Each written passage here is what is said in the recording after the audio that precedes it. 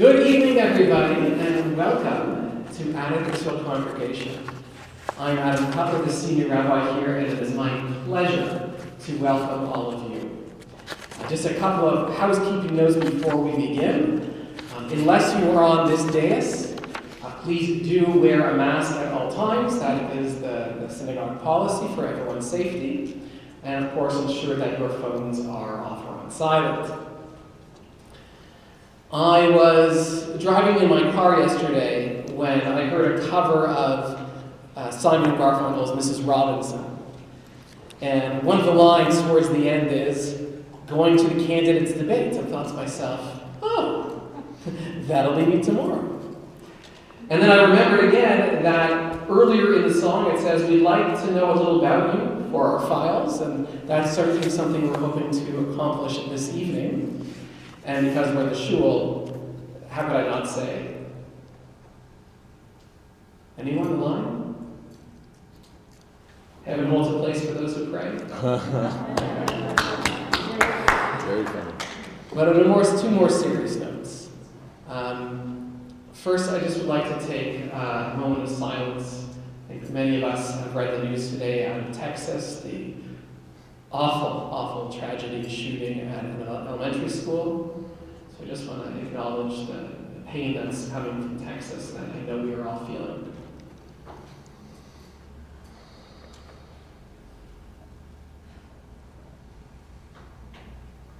And secondly, there's a question as to why, of all locations, is a candidates debate being held in a synagogue. First of all, we are a community institution, and I think that what happens in the levels of government certainly affects what happens here in the community. But perhaps on a deeper level, one of my teachers spoke about Torah as being something which is not partisan, but political. And the Torah is political, and the teaching of the rabbis thereafter are political in the sense that they're interested in the creation of a just society. The questions that the Torah raises have to do with how do we support those who are less fortunate? How do we divide up communal funds in a fair and equitable way to raise everyone up? The Torah is interested in education. The Torah is interested in healthcare. The Torah is interested in creating a world in which we all thrive. And in that sense, the Torah is very much a political document. And of course, we have different visions of how we get to those kinds of societies. And we'll be hearing, I assume, a lot about that this evening. So I want to thank our candidates for being here. Thank you for being here in person and those of you who are joining us online. And it's now my pleasure to introduce the moderator for this evening, Ilan Lieber.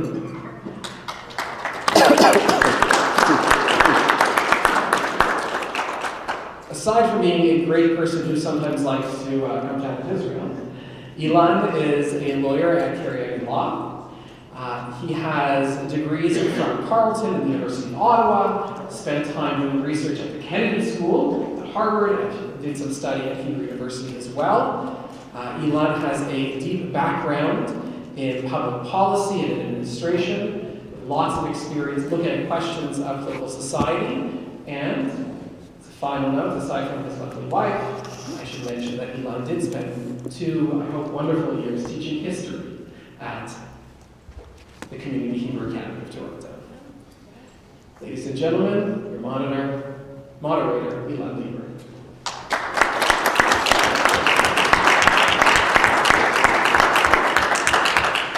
Thank you very much, Robert. My name is Ilan Lieber. I'm the moderator this evening.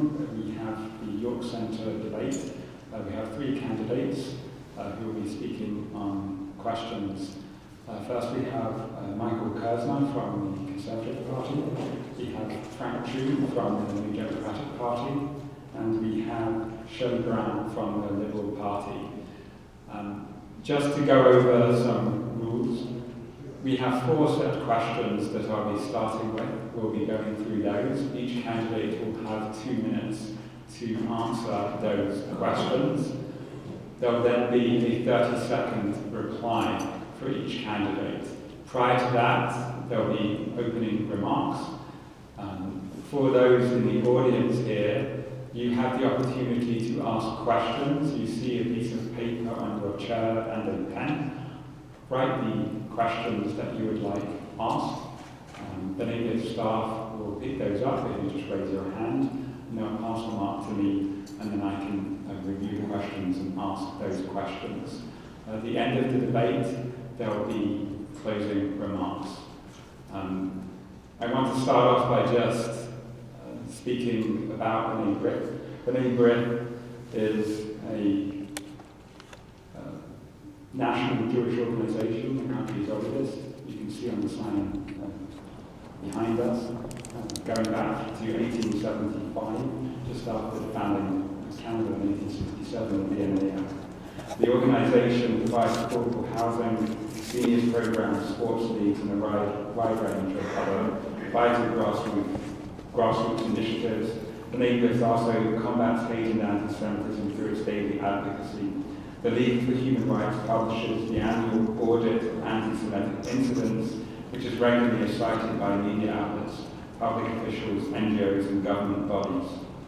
Now to the debate. We shall start off with opening statements for each candidate. If we can have Mr. Brown first. Thank you. Thank you.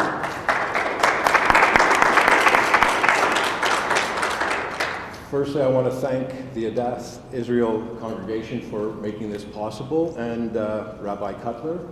Obviously, this is a very important and significant initiative for us in terms of the political. Could I ask you to speak louder, please? I'm sorry. Okay, let me. I'm eating into my 2 minutes. Okay, so firstly, I want to thank Rabbi Cutler. I want to thank everybody who is here and the congregation for hosting us today. I think this is a very important initiative. I am Shelley Brown, an employment and human rights lawyer and the Liberal candidate for York Centre. Throughout my 40-year career, I have given voice to the voiceless. There is no greater obligation for government than to protect the health and safety of its citizens. I have 5 grandchildren, 2 of whom live in Toronto. They call me Zadie Shelley and my wife, Bubby Vivi. I never want them or any other Jewish child in our community, whether playing in a park or going to shul, to be targeted because of the language they use, what they wear, or how they look. I wish this for everyone. But sadly, it is getting worse. We as Jews feel it is worse, and the statistics bear this out. It is happening under Doug Ford's watch. He has let us down. The Liberal Party of Ontario decries the rise of anti-Semitism and has a plan to address it, which includes naming a dedicated anti-racism minister to prosecute hate crimes, extending the Ontario Human Rights Code limitation period from 1 to 5 years, so that discrimination doesn't slip through the cracks due to the passage of time. And creating a dedicated unit of Crown attorneys to also prosecute hate crimes. Words and platitudes are not enough. It is time to be proactive, and it is clear that this government is not up to the challenge. As Jews, we are a targeted group, and we need something better. Mr. Brown, thank you. The Liberal Party will make that happen. Mr. Kurzman. I want to thank B'nai Brith and Adath Israel for hosting us tonight. I know that the best of tomorrow is coming. I'm Michael Kersner, honored to be your PC candidate here in York Centre, where I've lived for over 25 years with my wife Rochelle and our children Seth, Aaron, and Shayna. As a resident of York Centre, a community leader, an entrepreneur, a volunteer, and a friend, I want to be your voice at Queen's Park on June the 2nd. I have always lived my life on 3 simple principles: on listening, on honesty, and of leading. I'm a positive person. I believe in the best of people. I believe in our community. I believe in our potential. I am an eternal optimist, and I believe in our future. The path that finds me here today is also simple. It is an extension of who I am. It is about serving my community. These past 2 years have been difficult, yet it has also brought us closer together. The choice we face as a community is clear, and a lot's on the line. As I said, I'm a positive person. I wanted to help my community, and that's why I stepped up and said yes. We can continue saying yes and getting it done, like supporting the building of the Downsview Community Center and Seniors Village near Shepherd and Kiel. I'm here tonight committed to serving from a party that's positive, committed to bringing the best of who I am, the best of what I have become, knowing where I stand and how I stand, to help lead us forward with your best interest at heart, to build a greater future for our community. Thank you. Let's get it done together.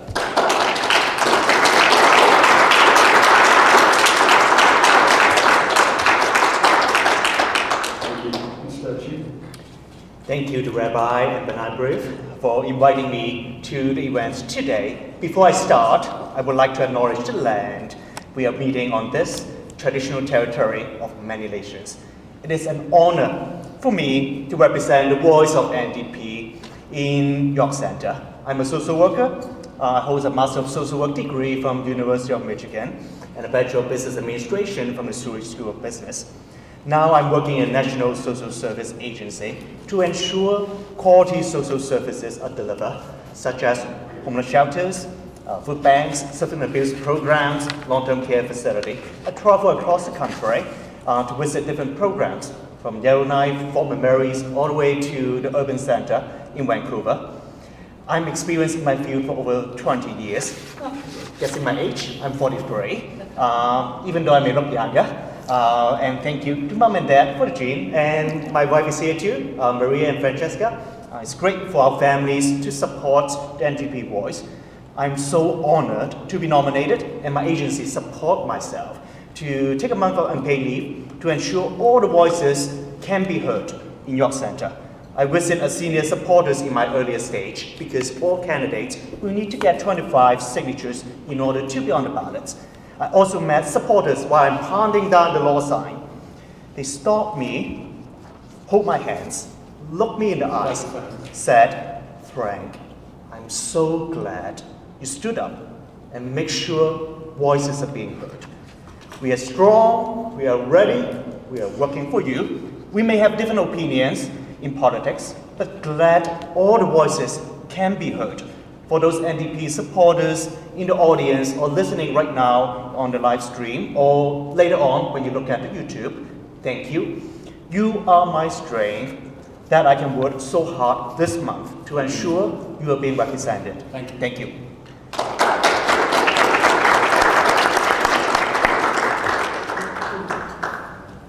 Now to question one.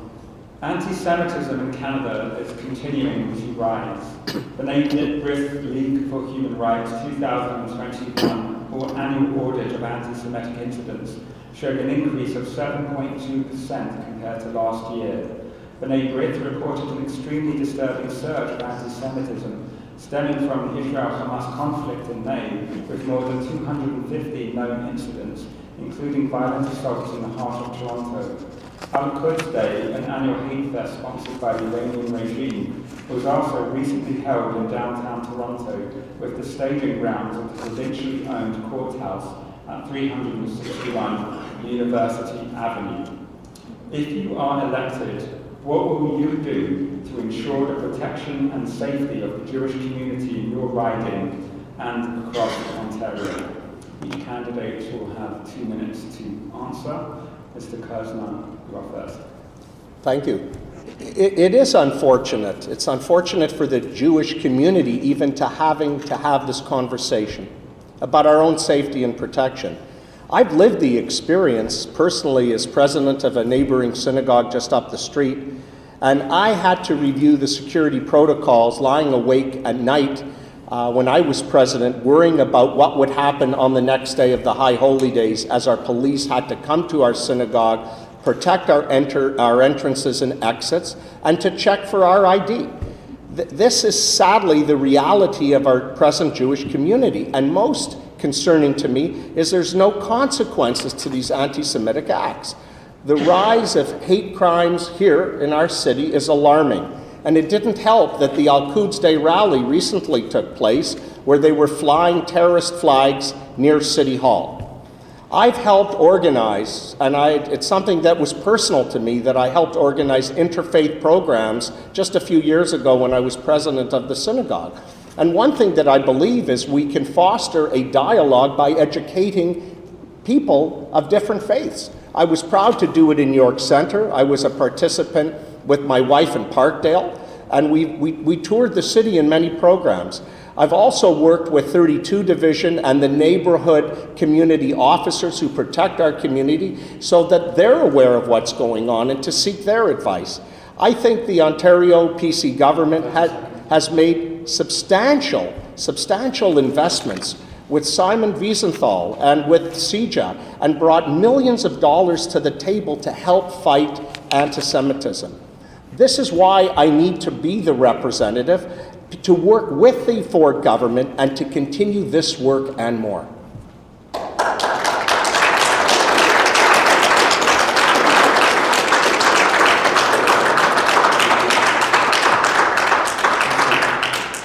Mr. Chief. The Ontario NDP is deeply concerned about the rise of anti-Semitism seen in Ontario, Canada, and elsewhere, including an increasing numbers of violence incidents targeting Jewish Canadians. In response to rising hate, the Ontario NDP recently tabled a bill that would establish a provincial review of hate crimes and hate-motivated incidents in Ontario and dismantle white supremacist and alternative right extremist groups. An Ontario NDP government would also designate safe zones around houses of worship, like synagogues, and provide additional funding to assist with security costs. Like the hiring of security guards to reduce hate crimes, there's also a need to prevent them from happening in the first place, which is reflected in our commitment to fight anti-Semitism in school and post-secondary, as well as other measures such as expanding and fully fund the Anti-Racism Directorate. NDP will implement a provincial anti-racism strategy, appoint a minister responsible to anti-racism to ensure proper funds and resources to address the anti-racism issues, and establish an Ontario Anti-Racism Advisory and Advocacy Council. NDP will also erect a Holocaust memorial on the grounds of Queen's Park to ensure Holocaust is never forgotten. We must keep alive the memory of the 6 million Jewish people who were murdered and the nearly 1,000 Jewish refugees who were turned away at the Canadian borders. Thank you.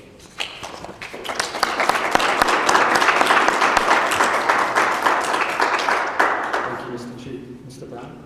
As I indicated in my opening statement, it is critical that a response to anti-Semitism come from the top. Obviously, those of us, and we all feel it, and we all are involved with respect to anti-Semitism and its effects, need to get involved. And I can assure you that during the course of my career, I have had clients who have had these types of situations arise, and I have responded to them and represented them. But it does have to come from the top. And in September of 2018, barely 4 months after taking office, Doug Ford made substantial funding cuts to the Provincial Anti-Racism Directorate, or ARD. At the same time, it curtailed its functions, impeding the ability of the ARD to consult with vulnerable groups and its ability to respond to threats. The fact that there's a 7.2% increase in anti-Semitic incidents and violence attests to the fact that these cuts were wrong and an abject failure. Doug Ford wanted to save taxpayers' money. He did so at the expense of our community. Further, in regard to Al-Quds, it is a disgrace that this provincial government would give free rein to a demonstration which infringed the IRA definition of anti-Semitism. That it allows this to occur on provincial government property, 361 University Street, where I have pleaded on many occasions with respect to protecting the rights of individuals who have been discriminated against is like pouring salt on a wound. Thank you.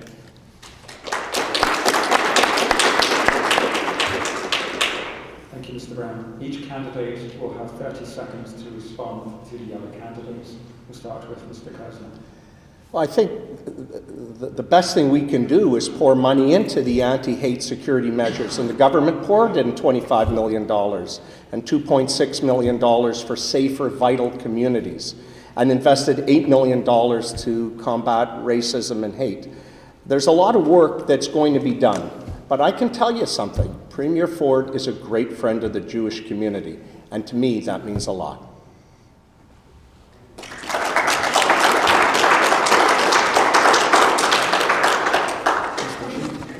I may never be able to fully understand the suffering and pain of Jewish people, no matter how much I read and how much I learned.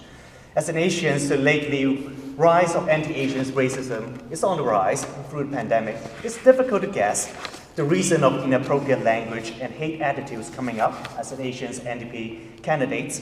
People putting up the middle fingers, cursing me from their car. People said, bring China's communist ideas to Canada, I should go back to my own country. The importance is I support NDP in pursuing all these great platforms ideas to ensure Ontario can be more inclusive and celebrate the diversity in Ontario.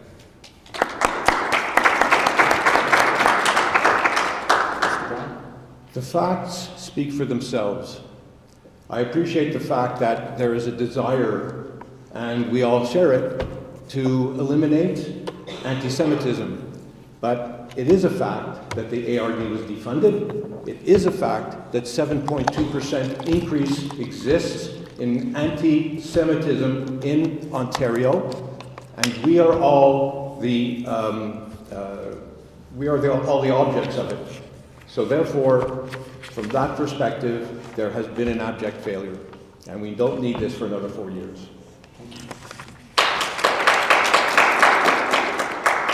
I will again repeat, if anybody here would like to ask a question, please write it on a piece of paper on your chair, put your hand up, and someone will pick it up and bring it to the front. Thank you. Question 2, it's about campus anti-Semitism. It's a two-part question. Through anti-Semitic initiatives like boycott, divestment and sanctions and Israel Apartheid Week, anti-Semitism is rising on campuses around Canada, including Ontario. There are many, particularly students in our community, who feel that certain campuses, such as the University of Toronto campus, do not take the issues of anti-Semitism seriously.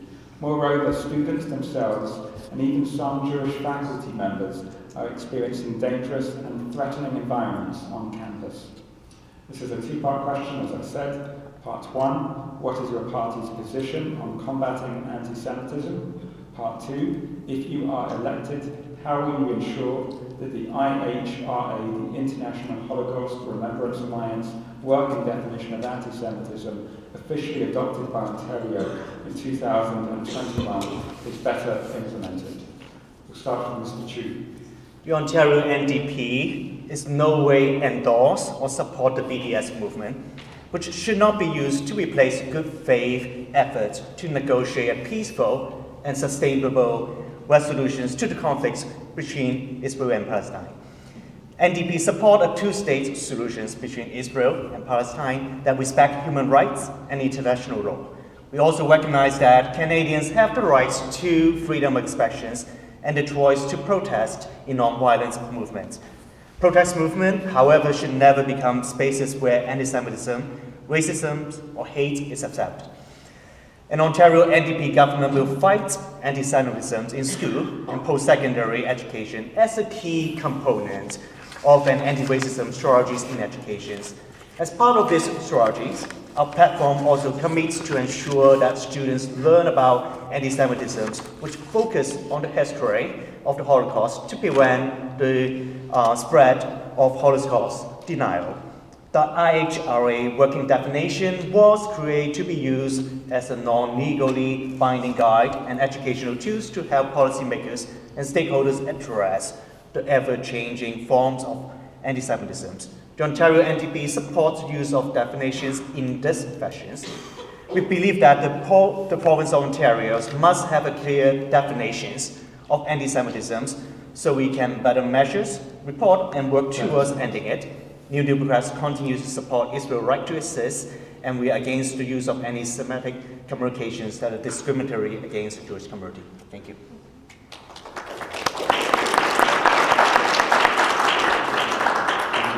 Mr. Brown? Accusing Israel of being an apartheid state as a pretext to legitimizing the BDS movement is false, and it is incumbent upon the party in power to vigorously denounce that narrative. Nothing is more illustrative of the vacuity of the BDS movement than the fact that the current ruling coalition in Israel includes Muslim Ram Kadar Party, led by Mansour Abbas. To counter the pernicious BDS movement, the party in power should do more than make mere statements of support or pass motions denouncing it.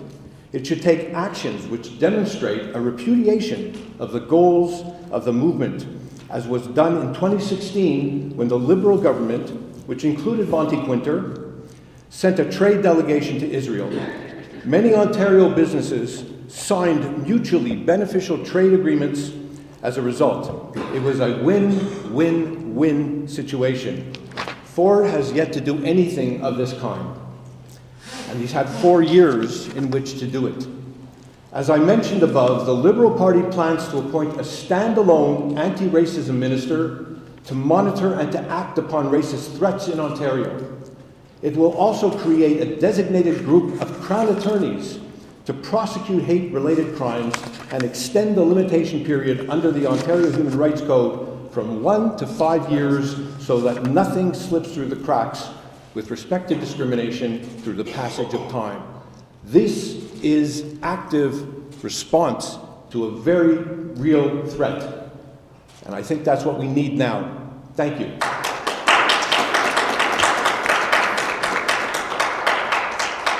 Thank you. Mr. Tesman? Well, on campus, anti-Semitism is a very serious issue, and we see it in our schools. I sat on the board of Associated Schools for 5 years, and I learned a lot. And when my kids graduated then, and they went to their own universities, they're all here tonight, my 3 kids, they were not immune to a place that wasn't always safe, and with a lot of unrest. We lived it firsthand. Unfortunately, there is no way yet to legislate against hate as it presently stands. My brand as a person is to talk about education and tolerance and interfaith dialogue. You know, the province, and especially with the Ministry of Education, has worked amazingly closely with CEJA and the Friends of Simon Wiesenthal to provide education to our teachers and students. This is something that I want to do and expand it as soon as possible and be a representative to the Catholic school boards. I've reached out already to the Catholic school trustees. Ontario was the first province to adopt the IRA definition of anti-Semitism, adopting it by order of council in 2019. But now we have to go further. We have to make sure that there will be consequences for any anti-Semitic act. And this is something that I will advocate for. And we need to use this as a powerful deterrent.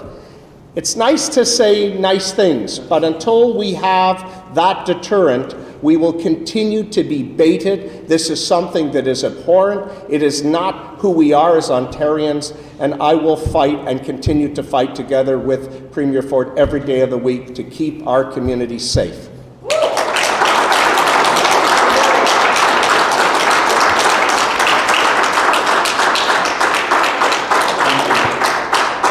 Candidates will have 30 seconds to respond to the other candidates. Mr. Chu.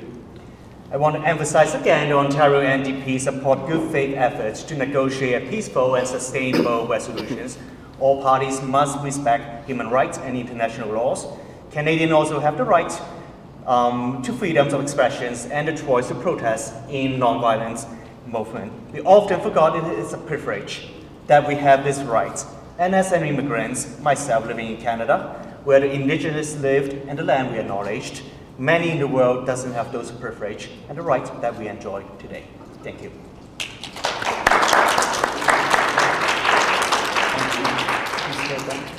We are here today to consider where we've come from. We are here today to determine whether or not the future of this beautiful province is going to be governed by Doug Ford or a Liberal government, hopefully, in the near future. The fact is that for 4 years, Doug Ford has done very little, and I have no doubt that Mr. Kersner has done a lot on his own basis. But that is not the issue here. The issue is, are we going to continue the situation as it occurs now with respect to Doug Ford, who has basically sat on his hands and done nothing to establish a response to the BDS movement and to anti-Semitism? That is the question that we need to answer. And I believe the only response is a Liberal government. Thank you.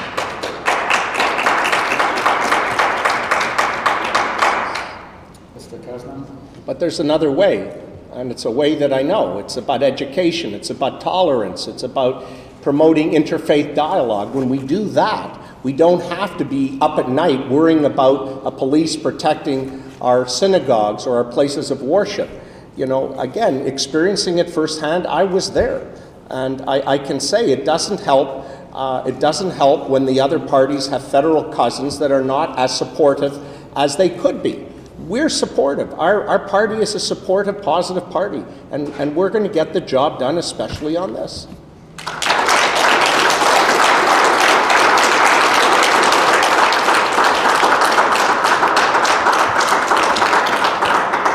Thank you to all candidates. Again, I remind if you have any questions, send them up to the front, put your hands in somebody's mouth. Question number 3 is about affordability in the Greater Toronto area. Over the past few years, particularly during the COVID-19 crisis, the cost of housing in Canadian cities has continued to rise rapidly. The prices of gas and food are at an all-time high, and inflation is on the rise. These pressures have had a tremendous impact on most Ontario citizens. Basic family assets, such as a home, are now out of reach for many. What solutions does your party offer to address these serious economic barriers to building a brighter future for Ontarians and their families? Each candidate will have 2 minutes to answer. Mr. Brown, first. It's a recurring theme that these issues have happened or worsened under Doug Ford. During his mandate, which preceded the pandemic, housing prices rise precipitously through the roof, and his response was merely to continue building new, huge developments along the Steeles Corridor west from Yonge Street, bringing additional traffic congestion to York Centre, but doing nothing to lower housing costs. It didn't lower speculation, foreign ownership, which limited supply, or create affordable housing.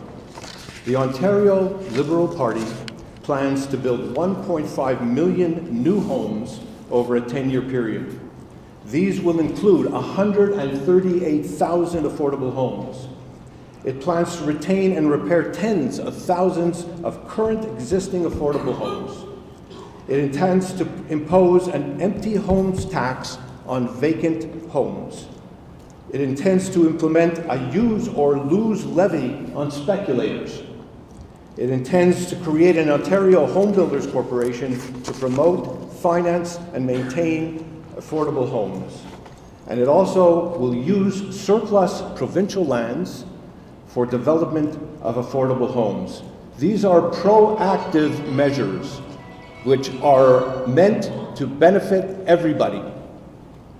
And this is what is necessary, this is what is needed in order to ensure that the supply is increased and therefore homes become more affordable and we are able to weather this storm of inflation and insane high rates for housing.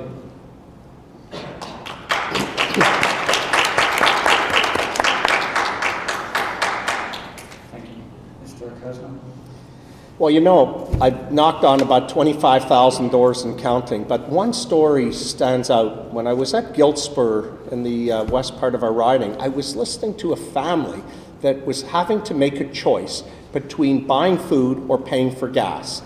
It was personal because these were kids in their 20s who were trying to support their parents and driving up to Woodbridge every day. And they said that the price of gas is crippling them. They can't buy food. What our government, what the PC party has done and will take place on July 1 is reducing the price of gas by 5.7 cents. This is substantial. The government scrapped the license plate stickers for 8 million people, savings of $240 per an average family. They implemented a $10 child daycare plan initiative that will be rolled out hopefully as soon as possible. They increased the minimum wage.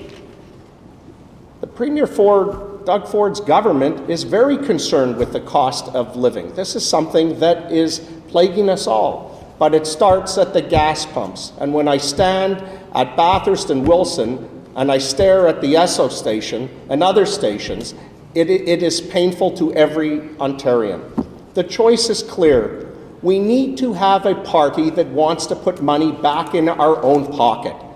That's the PC Party of Ontario.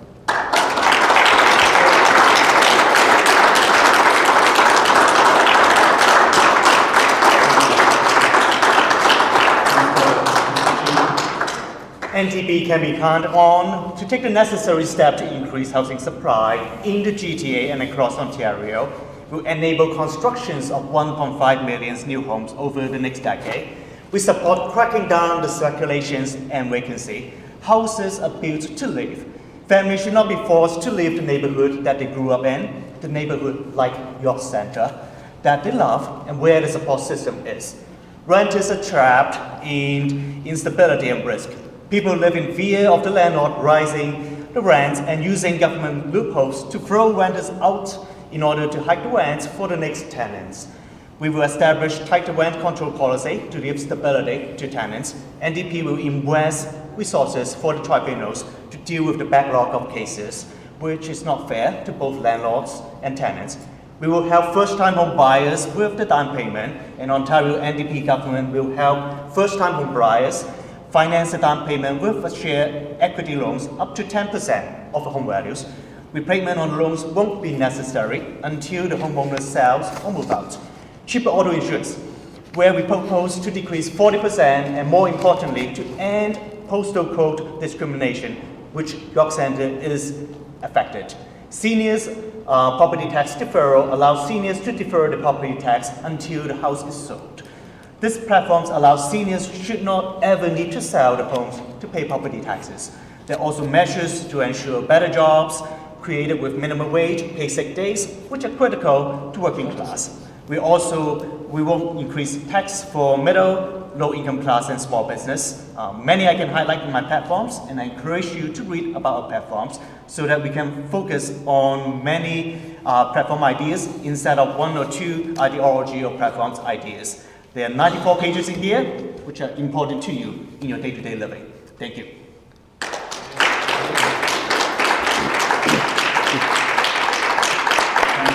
Each candidate will have 30 seconds to respond to the other candidates. First, we'll start with Mr. Brown. It should be remembered that in 2018, Mr. Ford promised that he would lower the gas tax by 11 cents.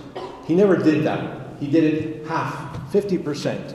And now he's trying to say that he's going to fulfill that obligation, that promise that he made 4 years later. And it's only for 6 months. That, I think, has to be kept in mind. With respect to the $10 a day daycare, our province was the last province that signed up for that opportunity. During the course of the 10 months that this was on the table, where every other province and every other territory was signing up, people who needed these daycares, this daycare benefit had to pay thousands of dollars as a result. This is not a government that is sensitive to the needs of the people. by any stretch of the imagination. And Doug Ford has the audacity to say that he held out because he wanted to get a better deal. He got the same deal as every other province, no better in any way, shape, or form, and it hurt the people in the interim.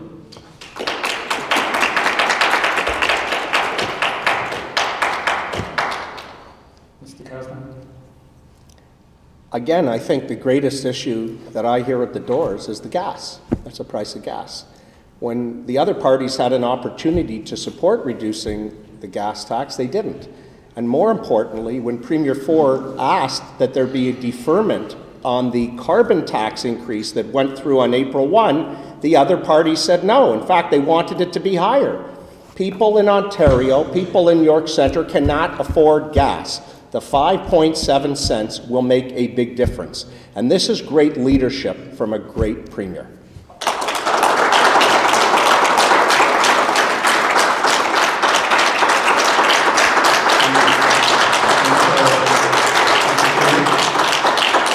Often said, the NDP platform is costly. I urge you to read our costing if you haven't. You will find out it is possible to invest in people too. We project our deficits will end 1 year of the Conservative estimate by later in 2028 to 2029. It is an attainable goal. We are the official opposition right now with 40 seats, which keeping the Conservatives in track for the past 4 years. We're already working for you as we speak. Unlike the Liberal, who lose trust from Ontarians, only have 7 seats and without official party status right now. We are the one keeping the policy in check, in committees and interviews. Thank you.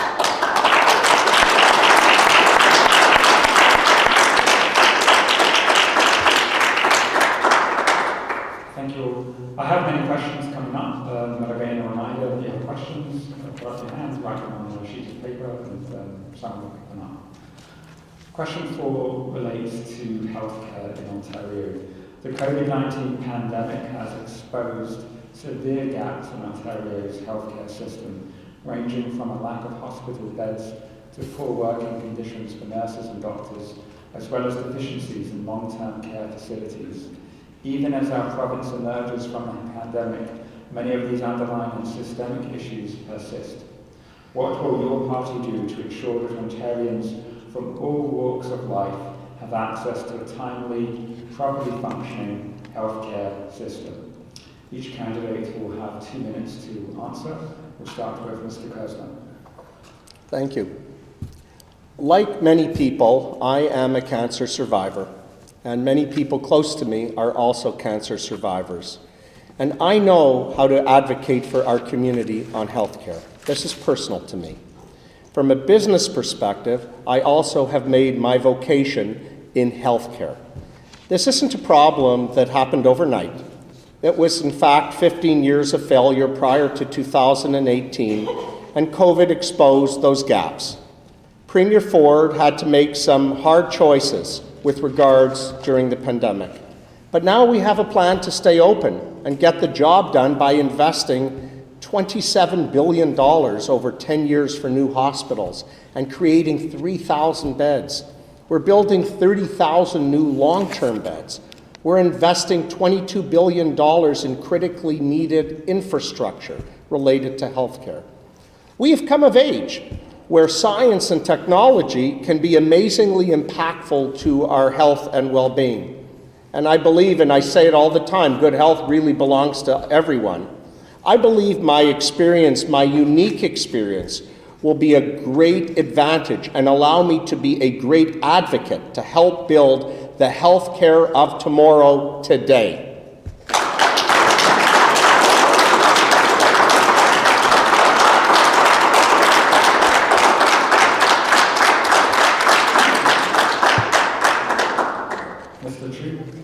I remember I received a call from the Filipinos community urging me to talk about universal dental care. It's a surprise because I picked up the phone. Why? Because she said many of them, like many working class in York Centre, trying to meet needs ends, and when they work multiple jobs, we need to invest in people. That's why the NDP proposed to have universal farmers care, dental cares, and universal mental health care. Why invest in people today yields a higher returns in investment in the futures. by reductions of costly emergency visits and preventing treatment at a much later stage, which are all important and costly, and is a good and sound investment in Ontario. If regular dental care is provided, stronger teeth will avoid major costs along the way. Productivity of our workforce can increase, and labor participations can increase with a healthier workforce. We are facing an aging populations, according to the latest survey, and labor shortage will continue to be an issue as an employer that we need to deal with. All these healthcare-related costs shouldn't be spent on our credit card, but on our OHIP cards. Long-term care is an important area that NDP will shift them into public and not-for-profits. For myself, working with different long-term care, I lost co-workers, I lost folks during the pandemic. Operations should not be put towards shareholders' profit in long-term care. We have witnessed the system has failed many of our seniors. We lost many lives during the pandemic. The NDP is bold enough to make this change. Respect for nurse, personal support workers, and doctors start with adequate fundings and eliminate Bill 124, which is critical. We heard loud and clear that healthcare system need resources. It is time to invest in the system. It's not enough to call our healthcare professional heroes, but we don't invest in what is required to fix the system. I also want to add another York Centre issues where cannabis shops are open without proper measures. NDP will give the city more say in cannabis shops distributions. We will pass legislations to ensure cannabis licensing process align with that of legal licensing, avoiding situations where we have in our neighborhood at this point in time. Thank you.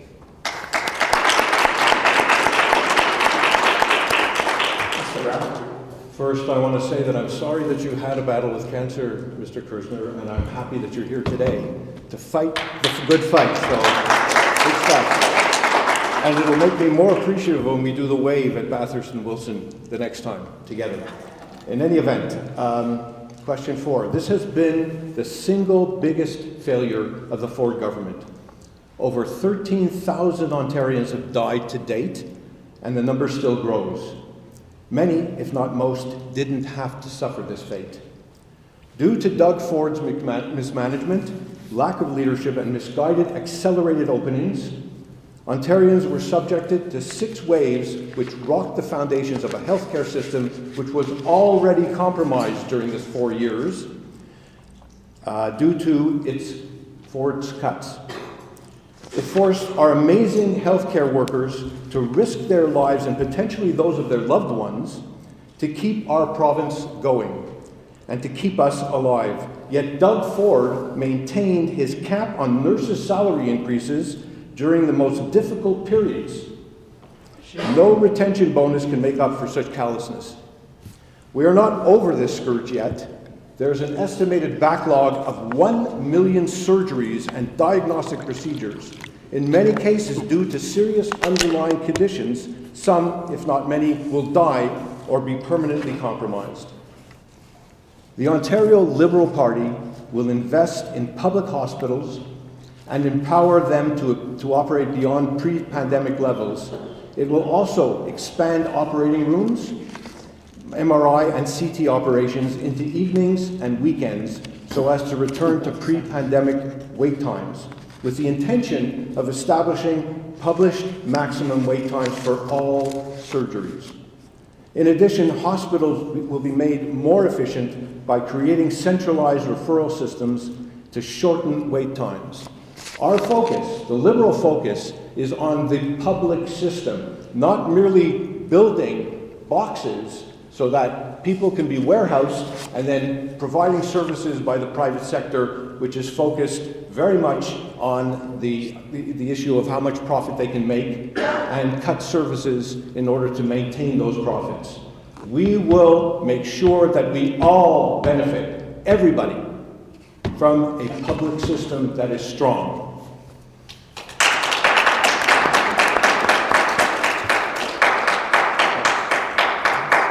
Each candidate will have 30 seconds to respond to the other candidates.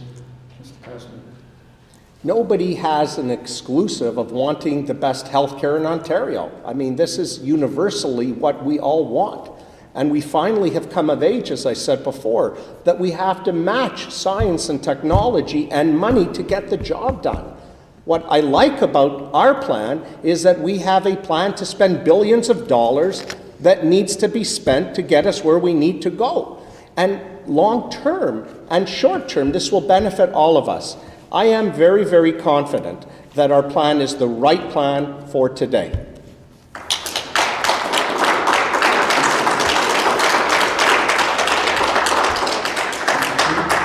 Too many of us know how it's like to spend hours in a ER waiting room, consulting a little one in pain in uncomfortable chairs. Maria, Francesca, and I were with sick kid 2 weeks ago. We wait for almost 8 hours to see a doctor.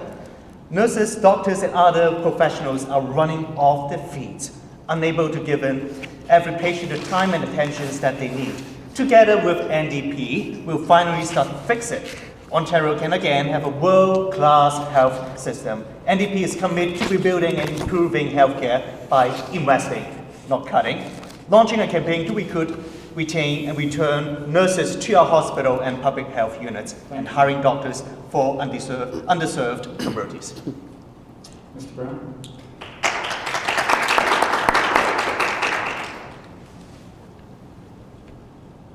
Oh, I'm sorry. With respect, Mr. Kersner, Doug Ford has had 4 years to put together the plan that you now mention is the right plan. Instead, he's focused on building huge buildings. He's focused on building Highway 413, which is an unnecessary highway, and has failed to provide the type of public healthcare system that we all need, that will benefit all of us. And so, with respect, I think that we need to have a change because this is the focus of the Ford government. Up till this point in time, he wants everybody to believe that he has changed. The fact is, another 4 years of Doug Ford is only going to be more of the same and will be worse.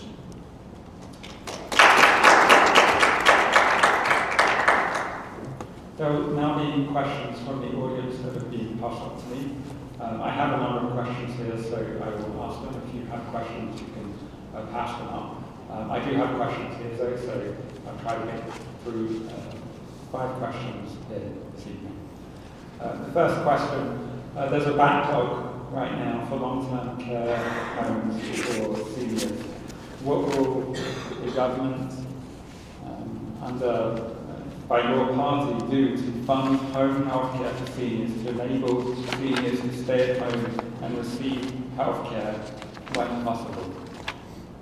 We'll start with Mr. Chu. I think from the NDP, we want to make sure home care system is being supported.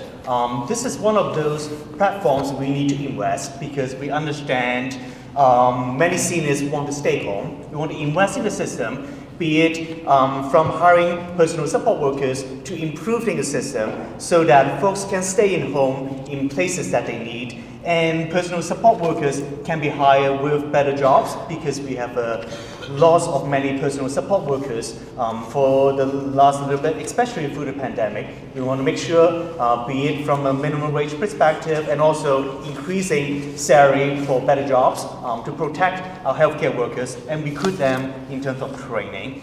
That's why we want to invest in terms of the long-term care system and address the resources that is lacking right now for our long-term care system. We want to make sure those long-term care homes are culturally responsive. Those who need services can receive the right kind of services from the perspective in long-term care homes. We want to fix the system to make sure, as I said earlier, make them public or non-profit instead of from a private operated long-term care. Thank you.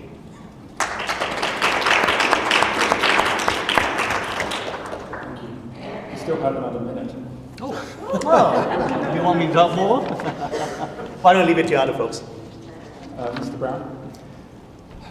The ultimate issue here is whether or not any change, any addition, any benefit is going to focus on the public system as opposed to private enterprise exclusively with respect to the provision of services and equipment and the care that is necessary for our seniors.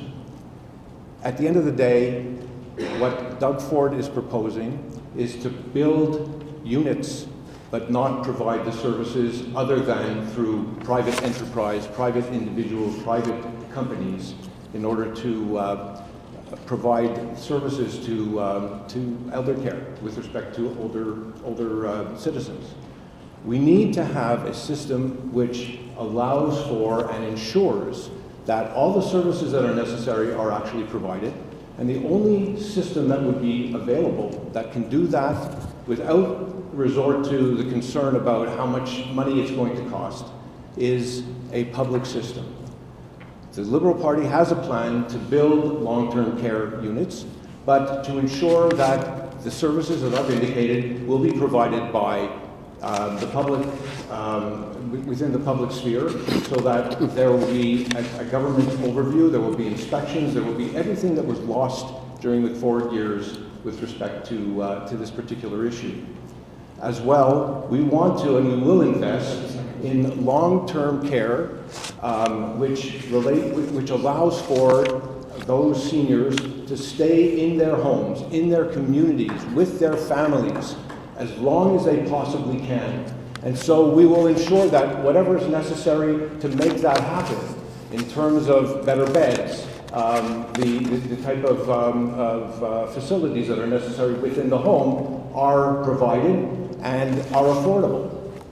This is so that we can maintain our communities, we can maintain the essence of what is really a family. You know, when I grew up in Montreal, my grandmother, my bubby, stayed with us, lived with us during that entire period of time when I was there. I didn't know my other grandparents. I only know my mother's mother. But she was part of my family until she passed away. And believe me, this made everything so important to me, so significant to me, and I think it allowed her to live a lot longer and a much more fulfilled life. This is what the Ontario Liberal Party wants to do to ensure that everybody has that opportunity and our communities stay together.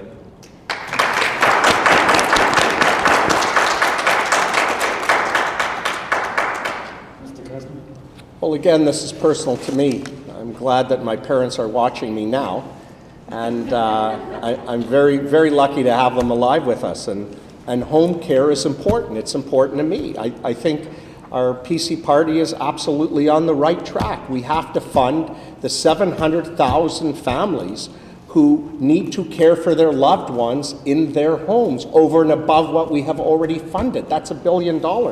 That's a major commitment. And I know it'll benefit many of our parents today. And Shelley, I think you mentioned you have a mother alive who's 100. Yes. Maybe in another province. 101. So for us, this is step one, but it's also the investment in the long-term care. This again is personal to me. You know, our party is going to spend billions of dollars creating not only 30,000 new beds, but hiring 27,000 new staff to run those beds. This is the greatest investment in our generation to treat our elders with respect. And I'm proud of our party's platform on this matter. And it's something that will happen right here. Elizabeth, it's going to happen right here in York Centre, and I spoke of it earlier. The need to build such a facility at Keele and Shepherd, the seniors village, this is something you know I'm going to champion. This is important to Premier Ford. We will get the job done.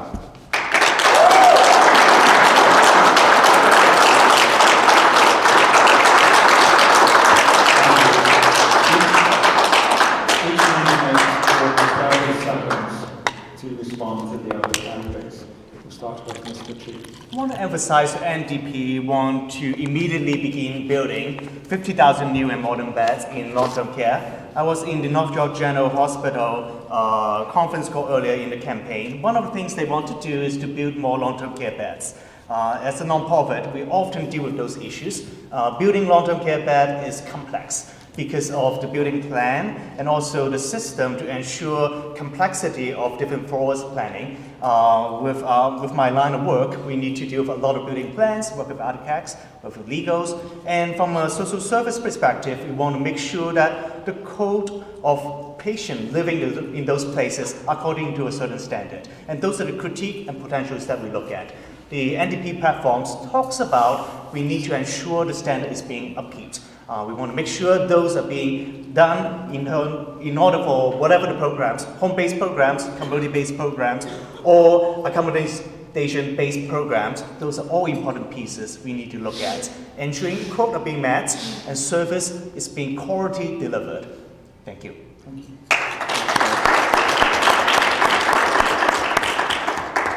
Mr. Brown? Once again, as I've indicated throughout this event, Doug Ford has been in power for 4 years. He had the opportunity to put in place everything that has been mentioned here and has failed to do so. This is an abdication of his obligation to maintain the health and safety of our citizens, no less so those people who are seniors. And yet now he's seen the light and apparently is going to make all of these changes. I doubt it. I don't think it's fair to give him another 4 years to prove himself when he should have done this for the last 4 years. I'm sorry, but I don't think that that's an appropriate opportunity for him. I think that we have to make a change.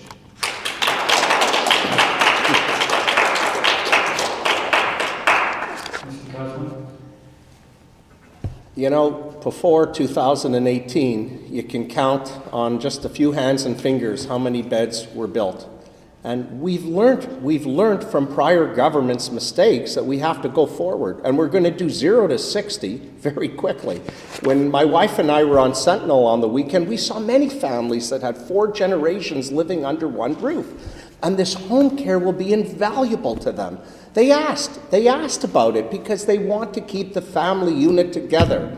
The PC party and Premier Ford wants to keep seniors treated with the highest degree of respect in their own environment if possible, and if not, in a facility that is first class.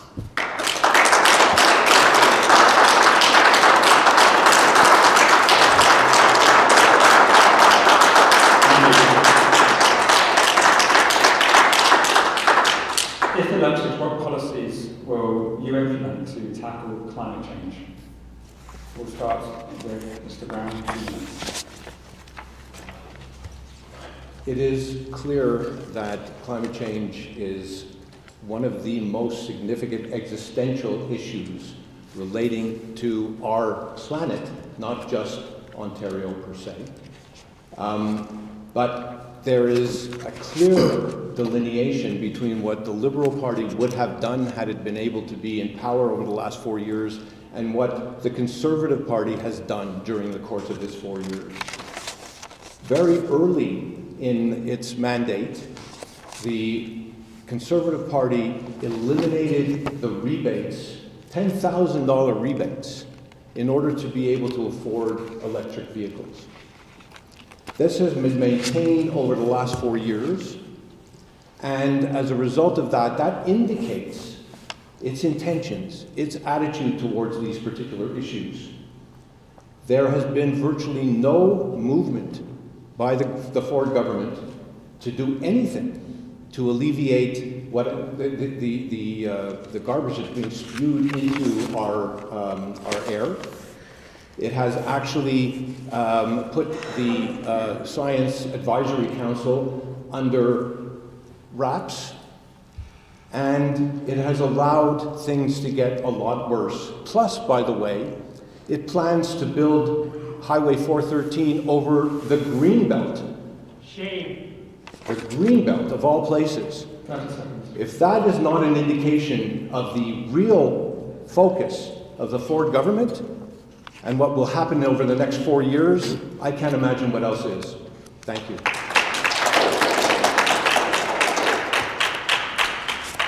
Thank you, Mr. Brown. Mr. Kuzma? Well, as a result of Premier Ford's leadership, I might add, that the government is getting it done by reducing emissions and tackling climate change by working with workers. And one of the things that is just transformational is how serious Ontario wants to vertically integrate this whole electric car industry. We're building it from the ground up, and we're starting in northern Ontario, where my wife's family is from, just north of Timmins, to harness the minerals that are there and to create an unprecedented investment, billions of dollars, that will be from north to south. The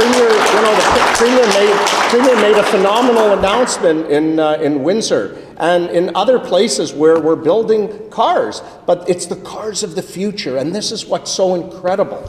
I have to tell you that just to think of Ontario reinventing itself from the Ice Age to the Stone Age to where we are today is unbelievable. And I'm proud to be here as a candidate from a government that is taking the electric car industry, its reinvention, right here in Ontario.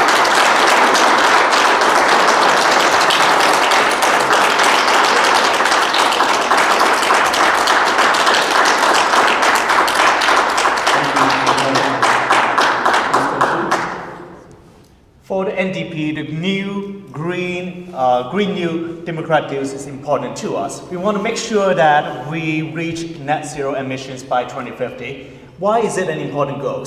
Because from our perspective, focusing on many issues from the environmental issues today is important to us. We want to plant 1 billion trees by 2030. We want to make sure that folks are being invested in environmental issues. We want to look at jobs creation in the green industry. We want to make sure by doing that, by investing in the economy, creating jobs, and also deal with our environmental issues, because those are important to us. We want to protect the green belt. That's why it's important to look at those issues from an NDP perspective. When we're building infrastructures, we need enough study to ensure those places are being protected. We want to create a new youth climate corps, because that is important to involve our youth in terms of environmentals. At this point in time, we still have water advisory. We need to stop that at this point. In Ontario, we need to end drinking water advisory, especially for many of our northern community and rural areas. This is important to us. We need to have a provincial water strategy to deal with that issues. In terms of waste, we want to ban non-medical single-use plastic by 2024. Not too long, so 2024, we want to end any non-medical single-use plastic. And we want to make sure flooding is an issue right now with the climate change issues we are facing with.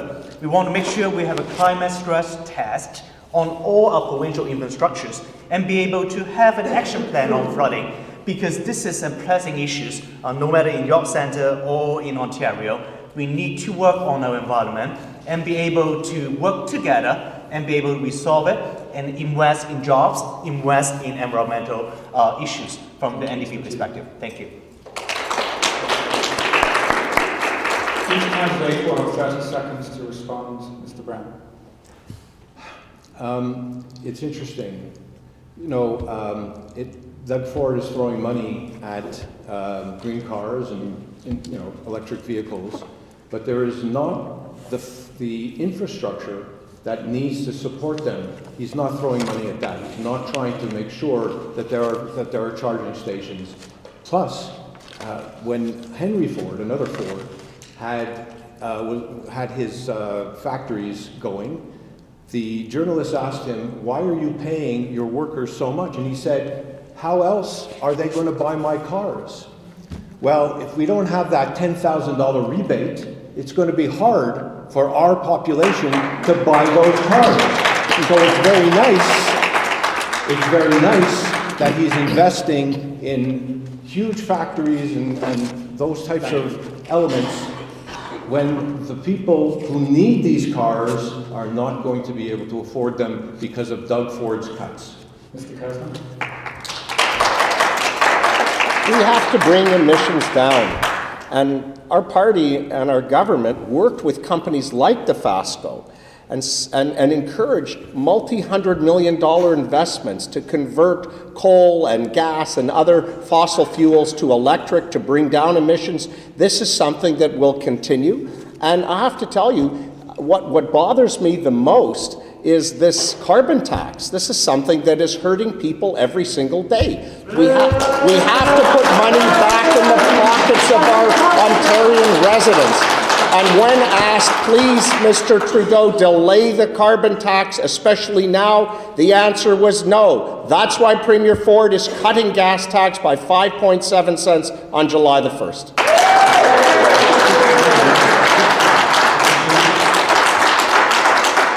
Party, we want to make sure that we invest in people by training programs. We want to make sure when we create the green jobs programs, be it from a trade perspective, that we invest in our economy. Because better jobs, better investment in people will be able to work with our environment better. Those will be important for us to recruit and also create thousands of jobs in the green industry. Because we can retrofit programs that can create what we are proposing, 100,000 jobs. Those are important so that we can change the environment together by investing in people and the environment. Thank you. Thank you. What will you do to support those living with autism and their families? I'm sorry, I didn't hear you. What will you do to support those living with autism and their families? We'll start with Mr. Krasner. Well, this topic is important to me. My wife and family are proud supporters of an institution that's just north of our riding called RENA, and we've spent hours and hours volunteering. I know institutions like RENA are very close to the heart of Premier Ford and his family.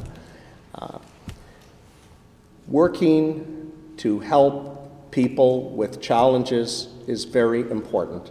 This is something, again, that is personal to me. And the more we engage people with special needs and exceptionalities, the greater we are as a community that we come together.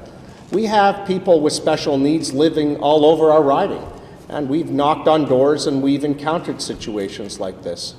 I believe the role of a member of provincial parliament is to be empathetic and to listen and to lead and to do whatever we absolutely can to make their lives easier. And this is something that I've committed to do.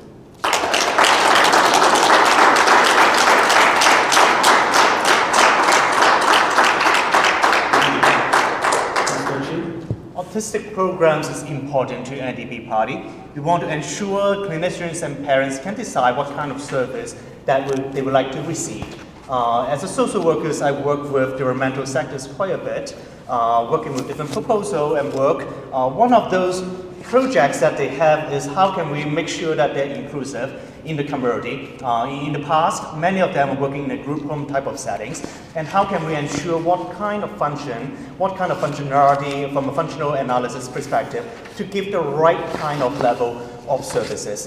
Down my home, a few of them is a Christian Horizon home, so they can support folks with developmental disability. We want to make sure that they can live in our community and we can support them along the way. And many programs that I support in the past is work ready. What does it mean? Meaning we create jobs for them from a social service programs. That programs can support developmental disability folks to do housekeeping programs, landscaping programs, and our councillors support them from a case management perspective. So the government paid for that case management perspective, and then the work itself cover that work. Those kind of partnership is important, and the NDP government will make sure that we fund non-profit and be able to support those kind of services. And great programs can continue so that those on the waiting list right now with developmental disability, many of them got stuck in the hospital, meaning a long places and long waiting list for them. Is that good use of resources? No. Because if we can move them back in the community, move them to the community usage and have enough staffing for them, depending on functioning level, then we can support them along the way. Same for autistic programs. We want to make sure we will invest, and then parents can decide what kind of service is the best in terms of what kind of needs that they have from a social service perspective. Thank you. Thank you. With respect to those on the autism spectrum, there are very significant needs that they all require. And it's not just those who suffer from autism, but also the families. During the course of this pandemic, well, firstly, let me go back a little bit. There was, at the very beginning of the Ford regime, a discussion with respect to how autism was going to be treated. Prior to Doug Ford, it was going to be based on a needs-based system. In other words, there would be a consultation with families of autistic children in terms of what their actual needs were, to make sure that whatever funding was given to them would be done on a basis that actually responded to what they required. This is critical in terms of autism, because whatever the needs are, if they're focused on that particular requirement, because there's a wide spectrum, that is going to benefit those individuals and the families to ensure that their progress is continued. But that was changed under Doug Ford. And Doug Ford basically said, here's $80,000, this is what's going to be satisfactory. And then there was a cutoff after a certain age limit. This was not acceptable to the autism community, and there was no change made during the 4 years that Doug Ford has been premier. It is, I think, unacceptable, and I think that it has to change. It is not acceptable that now, all of a sudden, this is going to be a focus of Doug Ford's position going forward.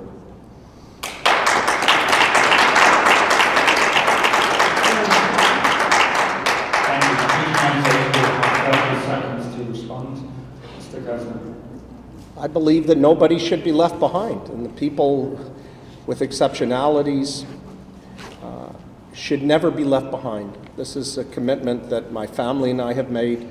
This is a commitment that Premier Ford has made. This is a commitment that the party has made, that people will not be left behind. And I can tell you this, there will be no greater advocate in York Centre than Michael Kersner, who will fight for everyone.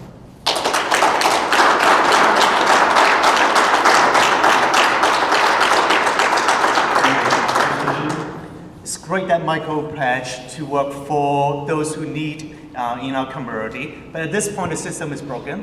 We want to make sure that we address in terms of resources right now. How can we ensure those fundings can be in the right place? The Ontario NDP want to make sure from an ODSP perspective, we look at that particular issues. How can we increase the ODSP in order to match the need of the community right now? And also look into different recommendations that has been done from the ONI report, our previous Governor Generals, so that we can work on some of those AODA issues and be able to resolve those issues together. With the NDP, we will be able to invest more in the system and resolve so that parents can pick what is right to them because they know the best.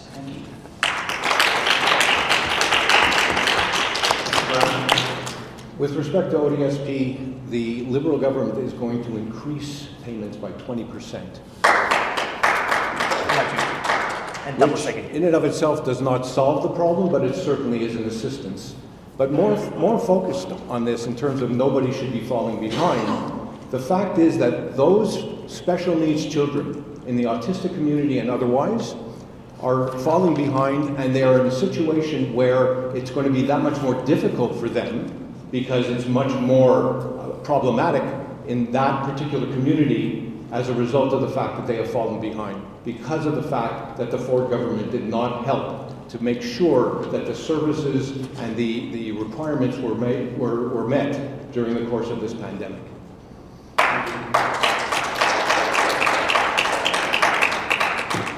We are going to move to closing statements. I've had a number of very good questions asked, and I would like to continue asking, but we've run out of time, so we're going to move to closing statements. There are questions on what you do to lift about poverty, who people in Ontario works, what you will do to combat hate and violence against Black, Indigenous, and people of colour, and the LGBTQ community. If you have those questions and other questions, and on the IHRA definition of anti-Semitism, you can ask the candidates, they'll be here afterwards. Whilst you have their email address, you can contact their office, and I would encourage you to do that because we have 3 excellent candidates here today. We'll shift to closing statements. Each candidate will have 3 minutes to provide their closing statements. We're going to start with Mr. Kersner. This has been an honor and a journey of a lifetime to be a candidate for election. I've enjoyed meeting tens of thousands of residents, and I want to thank them for letting me into their lives. It has transformed me as a human being to have an opportunity to be a candidate, and I'm very, very grateful to our Premier and our party for allowing me this great honor. With me are many people who have come forward, who represent the best of York Centre, who represent our diversity, who represent incredible, talented individuals who've said, yes, we want to be part of a campaign that's positive. And I said to them, there is no better party to be positive than the PC Party of Ontario, because we have a plan. We have a plan of rebuilding Ontario's economy. We have a plan of working with workers. We have a plan of building key infrastructure, roads and bridges. We have a plan of keeping costs down and lowering the gas tax by 5.7 cents. And we have a plan to stay open. I have to tell you, this has impacted my life and my family's life in more ways than I can say. I'm grateful for the love and support of my family, my parents, my wife, and my 3 kids who are with us today, and my friends, and those who I call new friends who've joined me, who are here. I believe that we're much stronger collectively through this journey than the sum of our individual parts. And what I learned about this whole opportunity of even being a candidate is by walking the 4 corners of York Centre. Right here, Bathurst and Armour Heights and Wilson, and going up to Steeles, and going over to Jane Street, and walking by schools, public and Catholic and faith-based schools. You listen and you lead. And for me, I cannot mention that there is nothing that I have ever encountered in my life. There's no achievement I have attained. There's no height I have risen to that equals this opportunity to be a candidate. And this is about serving my community and coming together. And for me, I know in about a week and a bit, the hard work will start. It will be getting it done. And I know my community will stand with me, support me, and elect me as their next MPP from York Centre.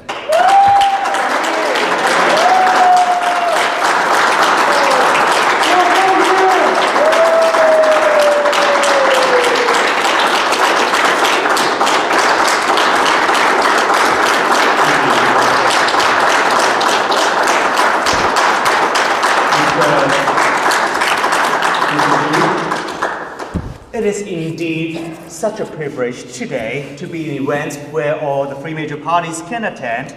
There are a variety of reasons why this is not possible, as we all work with our timetables, our priorities, and our party policy. I urge you first to read about our NDP platforms. I can only outline a few of those today on what we propose. Let me know if you have any questions. I would love to engage you more. And I pick up my telephone. We can talk on the phone. We can email. I try to respond to all of your emails. My message is for those who is undecided and never voted in the past. Please vote, because your civic participation is a right not many can enjoy across the world today. I was saddened when I was in a meeting with Election Ontario on Monday. They're predicting around 40% of participation rate for this particular elections. This is not good enough. The last provincial election is 52.92 and 53.4 in the last federal elections. This is also not enough. I understand it is sometimes difficult to come out to vote. I heard from my voters when I was on the West End, she needs to take 2 bus stops to vote, and it's a cost to her. And it's a valuable times, as we know, many working class, they need to work multiple jobs. There are other ways, such as the postal mail, that you can put in a mail-in ballot for these elections. You can vote from home for some special ballot situations.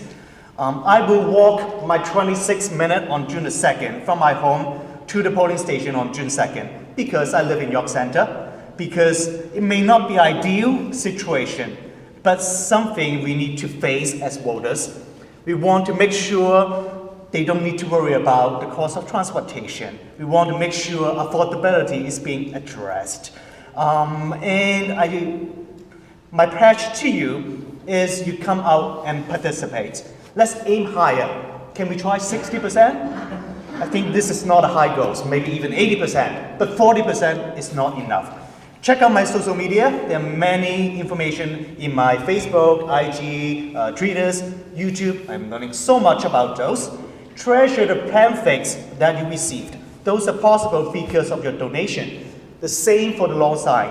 I won't use your donations as a spending account in my writing association. I want to make sure I use all your donations in this campaign. Vote for me on June 2nd and talk to your folks who hasn't voted, because we need to reach the other 60% so that they can come out and talk about this election, because it is so important for all of us to participate. I often amazed to see the faces change when they tell me I'm voting for the other parties, and I tell them, great, because you vote already. Because this is what matters in our elections. We want to make sure people come out and then they don't slam the doors on me, which is great. I'm grateful for all of you here and all the audience who may watch it later, and all our NDP supporters. Thanks so much for inviting me to this venues. Thank you.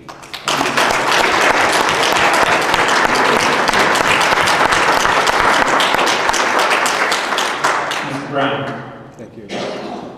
First, I want to say what an honor it has been to be here with this very engaged group. I really appreciate it. You've been part of a very important exercise, and that is democracy. And it certainly cannot be underscored how important it is for you people to be here. I also appreciate the fact that I'm with these two exceptional candidates. I know Michael a little bit better because we share Bathurst and Wilson from time to time. But I've had at least one Zoom event with Frank, and I think that they having put themselves in the public sphere as they are, have elevated the debate and made the choice very, very significant and clear for the future. We are now really, I would say, in one of the most important elections of our time.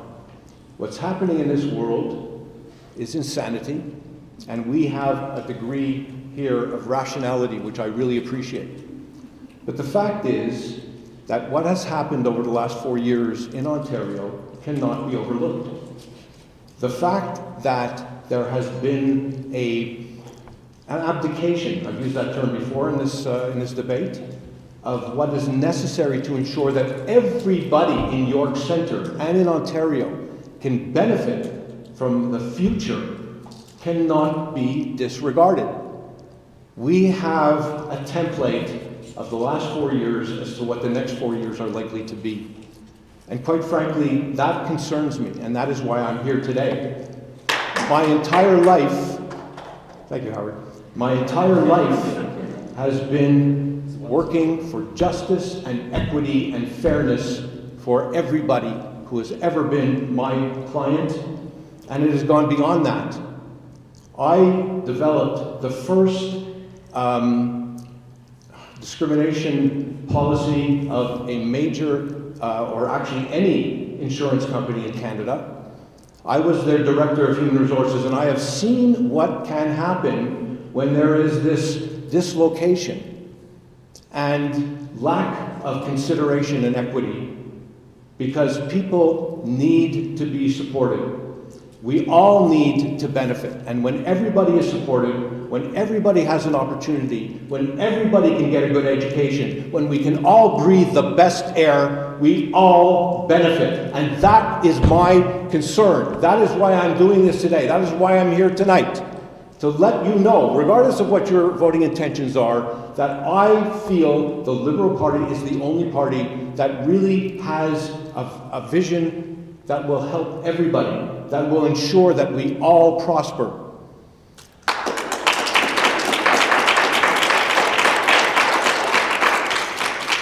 This is not a lack of concern by any stretch of the imagination.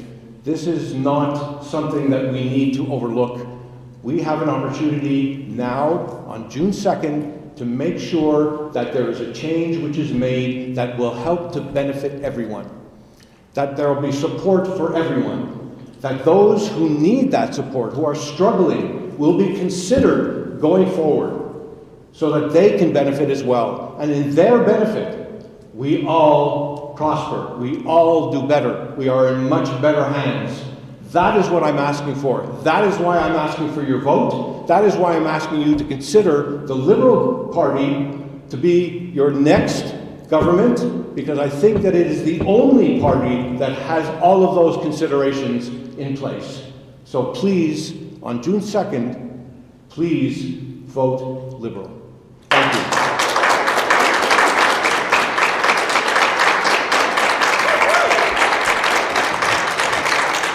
Ladies and gentlemen, that brings us to the close of tonight's debate.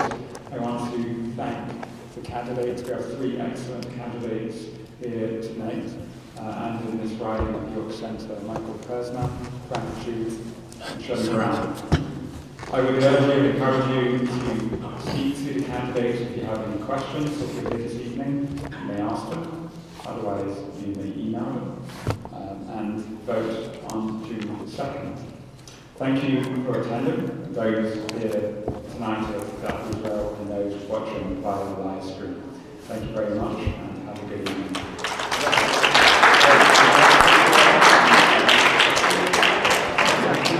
Can I get a photo with all four? Yeah. We're going to do